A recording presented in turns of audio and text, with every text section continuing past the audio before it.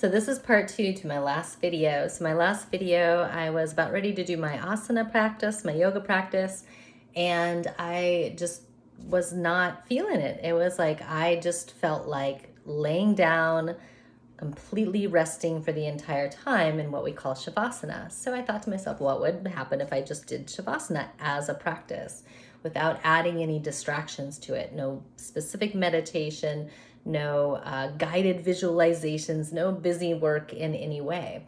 And so I did that practice, and this is what happened. So I laid down and did nothing, absolutely nothing. And I went through phases of feeling, of course, like, what time is it? Antsy to get up and do something, wanting to check my phone, all the things, all the busy commotion. And those waves would come up and I would just notice them and then they would go away. And it was wave upon wave until the waves seemed to kind of get further apart and there was just more just being, just still space in between. And in the moment, my brain couldn't really wrap around how much time have I been here, So when I finally felt like, I think I'm done, I'll just get up.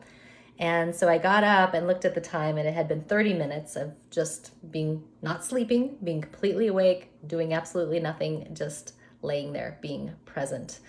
And I felt great. I felt relaxed. I felt uplifted. I felt amazing for about an hour. And then I was walking around, I'm still at the ashram here, walking around the property, and out of nowhere was just a wave of anxiety. And I'm thinking to myself, where is this coming from? Like, I have no stress here. I'm in a beautiful, serene environment with lovely people all around me. And so I just sat with the anxiety. I was like, what is this about? Just self-inquiry into this. And some fears came up that was the cause of the anxiety, was these underlying fears. And what I think happened is that, we get so used to a certain stress set point. We live our lives and life is stressful. So we set the bar up here, and then we get used to that level of stress, and then we get more stress in our lives, and now this is the new norm, the bar's up here, and we just keep doing that, we keep doing that, we keep doing that.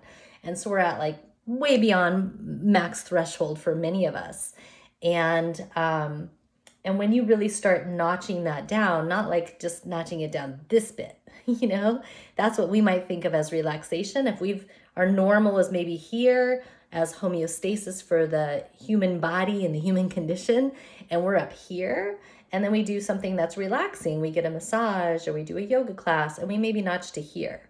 And that's like, that feels, relaxation. It feels normal and natural and that sort of thing. But then we do something that goes to here, like it's a bigger leap. It's a gigantic leap. And the nervous system is so used to here that it's not uncommon to have a freak out moment of, where am I? What's going on? This is unknown. Is this safe? Like danger responses coming up in the body. And because basically you're unconditioning yourself essentially out of trauma. And so your body, your psyche gets so used to that old state of being. So, I recognize that. I realized that that's what was likely happening. And then just sat with the experiences that were happening until, like everything's a wave, everything's coming and going. Nothing is ever fully static. So the worst state that you are in is never going to be the state that you're in forever. And it will ebb and flow. And also your best, most amazing state you've ever experienced in your entire life is not going to stay forever. Life is this wave and this pulse. And so just sat with it and learned from it of what is it that I'm really afraid of, and then diving into the fear. This was a safe space to do that. And it was greatly valuable and greatly enlightening. And so I also feel like, if the stress point was here and I went to here, the anxiety was like, we're used to being up here. Take me back to where it's familiar. It may not be best for me. It may not be the healthiest for me, but it's familiar, right? So I don't feel that I'm back up there.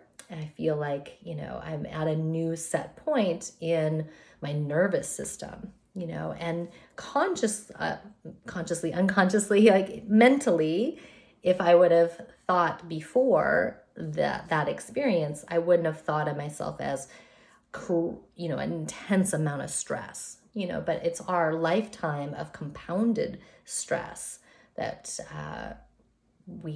that changes our nervous system. And so retraining that nervous system, setting it back down to more of our, what I think is probably a healthy natural state, it's a process. And it was kind of a surprise to me, because I would have thought that I was not at that degree of stress, but apparently I was, and it was a good practice, and I would definitely do that again. And it's good to have that awareness that our practices of meditation, of yoga, of introspection, of spirituality, of anything that's about expanding us and bettering ourselves isn't always paved straight upward. It's not always just puppies and rainbows. I had one of my meditation teachers once tell me that if you're sitting for meditation and your goal is to have no thoughts, and you're actually achieving that, and and you're just feeling only bliss and no thoughts and peachy keen, then you're not actually meditating. And they said that the meditation practice, when you're sitting and stuff is being churned up, that's the practice.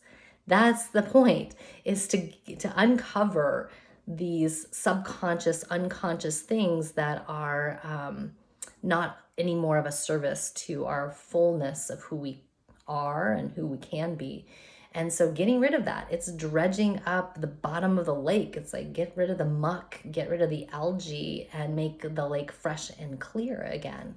And that's the practice. It's not, if your practice is only easy and it's only blissful, I think you're missing out on the true transformation that can happen. Even a diamond has to go through fire, and these practices are fiery. They are purifying us and awakening us. So stick to the journey even when shit comes up. and I wish you all well, and you'll hear from me soon.